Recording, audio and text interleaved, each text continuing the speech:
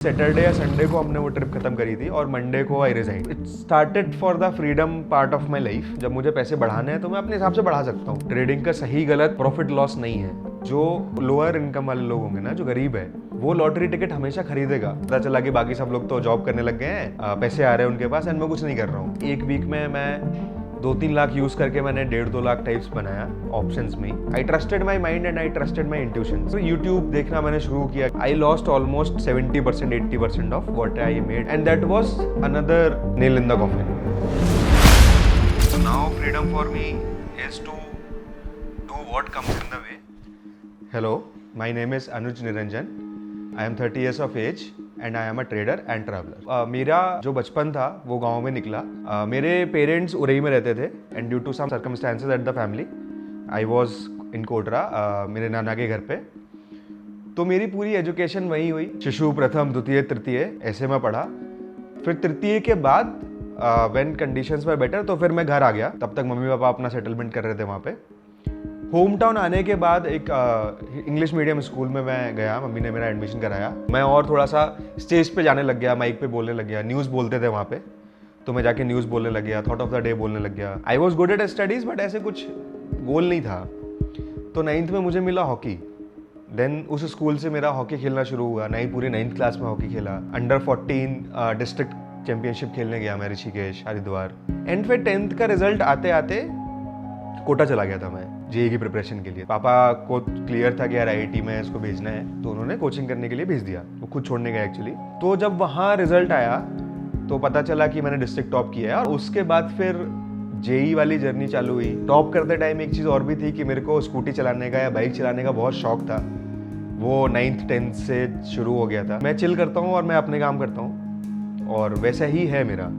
जैसे ही थोड़ा सा प्रेशर बिल्डअप होता है या मैं किसी चीज़ को बहुत बड़ा बना लेता हूँ ना, फिर वो होती नहीं है। उसके लिए मैं थोड़ा सा प्रोकास्टिनेट कर देता हूँ या ओवरवेल्म हो जाता हूँ। जो मेरे साथ फिर जेईई में हुआ, जब 10th में मैं चला गया था कोटा, तो मेरे अंदर ये था कि यार जेईई बहुत ही बड़ी चीज़ होती है, और शायद बहुत ही बच्चे जो पहले से प्रिपेयर कर रहे हैं या नहीं कर रहे हैं वो ही निकालेंगे। ऑल्दो मेरा बैच बहुत अच्छा था कोचिंग में। कोटा वो फीलिंग दे देता है क्योंकि आप जाते हो, बहुत ढेर सारे बच्चे होते हैं, सबके पेरेंट्स आए हुए होते हैं। इट इज़ वेरी ओवरवेलमिंग कि आपको सब लाइन में लगे हैं, फॉर्म भर रहे हैं, फिर आप रूम ढूंढ रहे हो। जिस बिल्डिंग में आप रूम ढूंढ रहे हो उसमें भी बहुत लोग हैं। सारे घरों में टूलेट का बोर्ड लगा हुआ है, ओनर एक रूम में रह रहा है, बाकी सब रूम रेंटेड है। तो इट इज़ वेरी ओवरवेलमिंग। मतलब मैं कोचिंग जाता था बट मेरे मार्क्स अच्छे नहीं आते थे, क्योंकि शायद उतना फुल हार्टेड अटेम्प्ट था ही नहीं वो।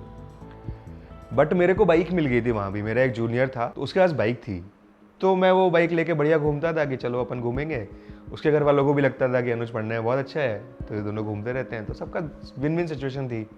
फिर 12th आते आते जब एग्ज़ाम दिया, तो एग्ज़ाम के टाइम पे वो चीज़ समझ में आई मुझे कि यार ये तो इजी है। मतलब ये तो मुझे आता है, इट्स जस्ट दैट कि हमने पूरा प्रिपरेशन नहीं किया है, तो मैं ये कर नहीं पा रहा हूँ। तो उस एग्ज़ाम में तो चलो निकल गया वो एग्ज़ाम। फिर मैं घर गया वापस। पापा मम्मी को बोला कि यार इसमें तो नहीं होगा, ये मुझे पता है। उसमें बोला मेरे को पहले ही भेज दो, रिजल्ट आने से पहले। दिस टाइम आई नो कि आई विल डू इट। तो वो पूरे साल वो पूरा बिलीफ था, वो पूरा कॉन्फिडेंस था। तो जो चीज़ बहुत ओवरवेलमिंग थी फर्स्ट टाइम पे, वो जब बहुत रिलैक्स्ड हो गया मैं कि यार ये तो बहुत ज़्यादा बड़ा टास्क नहीं है, तो मेरे से बहुत आराम से फिर हो गया वो। मेरा मन हमेशा आईआईटी बॉम्बे का जाने का था। उस टाइम मैंने अपने डोर के पीछे लिखा था कि आईआईटी बॉम्बे जाना है। उसके 2-3 रीजंस थे एक्चुअली। एक हॉकी फील्ड मैंने देखा था कि वहाँ बहुत ही अच्छा है, एंड मूड इंडिगो बहुत अच्छा है, तो मुझे बहुत मजा आएगा ये करने में। और हाँ, तीसरी चीज़ ये थी कि मेरे घर से वो दूर था, मुझे कानपुर या दिल्ली नहीं जाना था। तो मुझे बॉम्बे का भी एक शौक था कि यार बॉम्बे जाएंगे, बहुत ही दूर है, तो बहुत मजा आएगा वहाँ कुछ करके। एंड मैंने उस टाइम वो ना एक लर्निंग ले ली थी कि लोग, अगर आप नहीं सिलेक्ट होते हो तो लोग स्टोरी नहीं बनाते हैं आपके पीछे। तो काफ़ी लोग आए थे जब जेईई का रिजल्ट आया। लोगों को बहुत इंटरेस्ट आता है सोसाइटी में पूछने में कि यार आपका क्या हुआ क्या नहीं हुआ। था कि लोगों ने बोला कि यार सबका तो नहीं हो जाता है, पैसे बहुत लग रहे हैं, आप कुछ और देख लो। फिर जब हो गया, वही सेम स्टोरी रिपीट हुई। वही सेम लोग थे, वही सेम लोग मिठाई खा रहे थे, वही सेम लोग बोल रहे थे कि हमें तो पता है हमारा बच्चा है, कर ही लेगा। फिर जब मैं आईआईटी पहुंचा, तो आईआईटी के टाइम पे भी मेरा इंटरेस्ट मोर और लेस वैसे ही था। मैं मून इंडिगो में बहुत चीज़ें करता था, मैं टेक फेस्ट में बहुत चीज़ें करता था, पॉलिटिक्स में मैं थोड़ा बहुत इन्वॉल्व था, हॉकी खेलता था। तो मुझे हमेशा से एक मेरा नोशन था कि शायद मुझे कुछ करना है, तो प्लेसमेंट में मैं नहीं बैठूंगा, एंड मैं अपनी ट्रैवल रिलेटेड चीज़ें एक्सप्लोर करूंगा आईआईटी के बाद। क्योंकि मुझे एक प्लेटफॉर्म मिल गया जहाँ पे बहुत अच्छे लोग हैं, जहाँ पे अपॉर्चुनिटीज़ बहुत अच्छी हैं।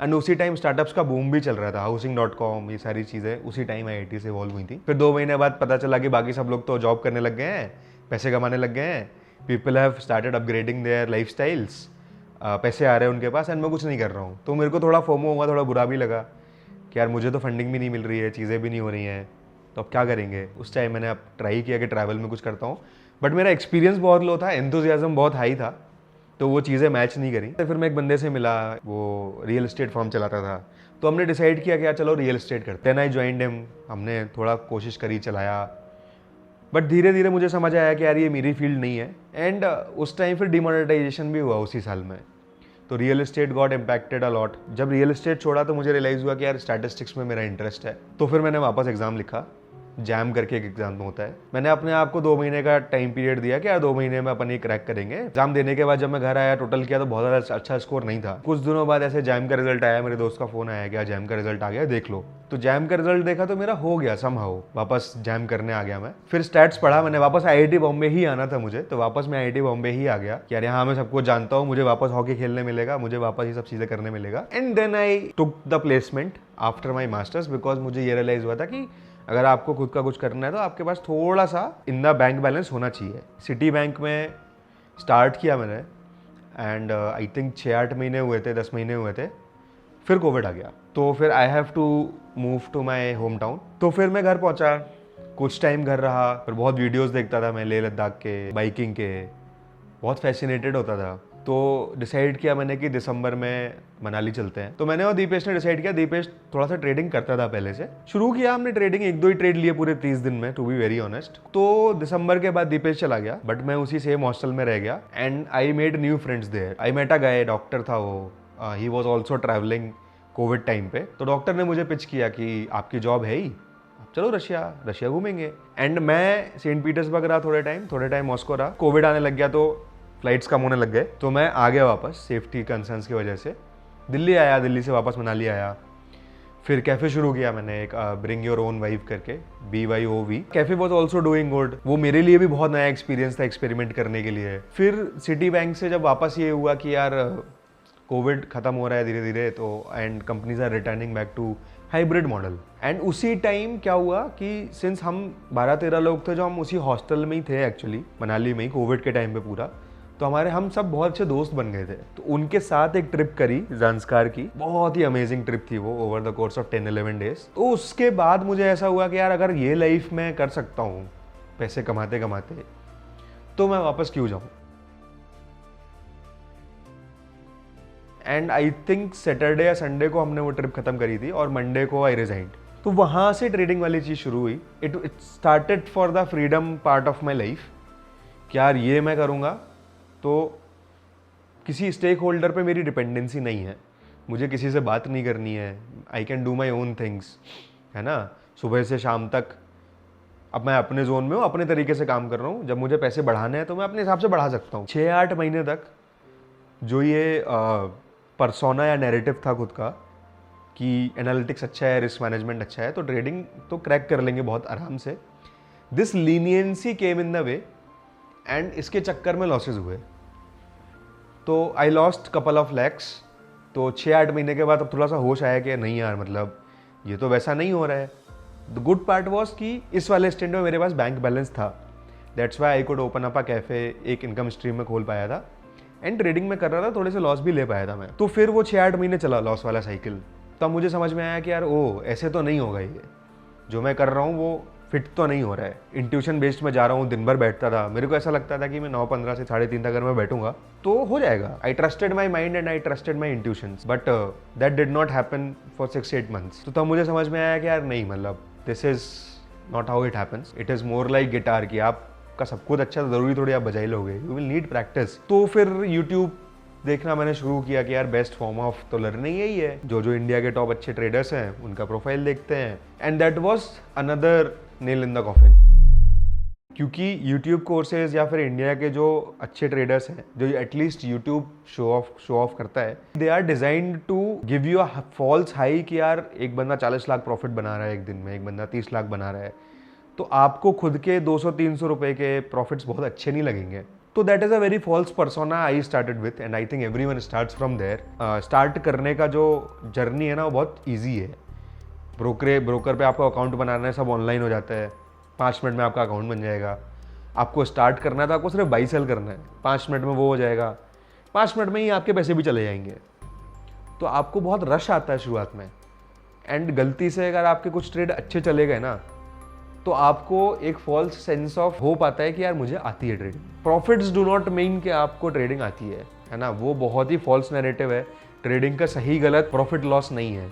तो मैं वही लेके आया कि यार फिजिक्स ऑफ द मार्केट समझना है मुझे, वो मैं समझूंगा, उसके बाद on the top of that build करेंगे। तो फिर मैंने अपना वो बनाना शुरू किया, फिजिक्स ऑफ द मार्केट समझना शुरू किया कि सप्लाई क्या है, डिमांड क्या है, बायर्स कौन है, सेलर्स कौन है, पैसा एक जगह से आता है दूसरी जगह जाता है, ऐसा जीरो सम गेम है, ऐसा नहीं है कुछ नया पैसा इन्फ्यूज़ हो रहा है। तो वो करते करते करते करते फिर मेरे को लर्निंग आई कि यार हाँ चलो, it is now shaping up good. And एक बुक है साइकोलॉजी ऑफ मनी करके, उसमें वो बोलता है कि जो लोअर इनकम वाले लोग होंगे ना, जो गरीब है, वो लॉटरी टिकट हमेशा खरीदेगा। उसको पता है कि लॉटरी टिकट मेरा कभी लगता नहीं है, प्रोबेबिलिटी नहीं है, बट उसको हमेशा होप होगी कि अगर लग गया तो वही सेम चीज़ ट्रेडिंग में रिफ्लेक्ट होती है जब लोग डबल या ट्रिपल या 4 टाइम्स करने की कोशिश करते हैं। तो ये टेंडेंसी मुझे पता था, थोड़ी सी बुक्स मैंने पढ़ी थी कि यार ऐसे नहीं होता है। वेरेज जो रिच लोग हैं उनको अगर आप देखोगे तो they play a different game. वो अपने कैपिटल को डिवाइड करेंगे, वो अपने कैपिटल को रिस्क रिवॉर्ड के हिसाब से रखेंगे कि यार चलो मेरे पास 10 लाख है तो मैं 2-2 लाख के 5 पार्ट बनाता हूँ, 2 लाख यहाँ डालूंगा, 2 लाख यहाँ डालूंगा, ये बिजनेस परफॉर्म नहीं कर रहा होगा तो 1 लाख निकाल लूँगा, दूसरे में डाल दूंगा। तो वो ये सब करते हैं, वर्सेस रिटेल ट्रेडर ये सब नहीं करता है।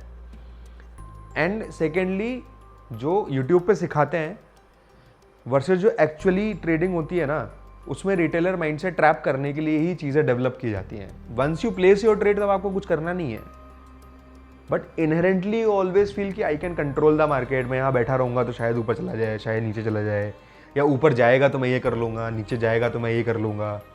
At least I started like that. फिर धीरे धीरे समझ में आया कि यार वैसे वो काम करता नहीं है। पूरे 1.5 साल में बैठा 5-5 मिनट की कैंडल देखता था, 9, 15 से 3.5 तक डेली, 2 साल तक। बट फिर मेरे को समझ में आया कि नहीं, ये काम नहीं कर रहा है। देन फिर मैं उससे बाहर निकला। तब एक इंट्यूशन ही आया 1.5 साल बाद कि यार it is not working like that. Thailand गया था मैं 1 महीने के लिए ट्राई करने के, यार यहाँ से ट्रेडिंग हो सकती है या नहीं हो सकती है। मैं था, मेरा दोस्त था, मेरे दोस्त का भाई था। तो हमने ऐसे एक डैडी वाला कॉन्सेप्ट रखा था कि whoever earns the most money in a day वो सबको पार्टी देगा। तो उस चक्कर में ना सबने काफ़ी अच्छा पैसा बनाया। 1 वीक में मैं 2-3 लाख यूज़ करके मैंने 1.5-2 लाख टाइप्स बनाया ऑप्शंस में ही।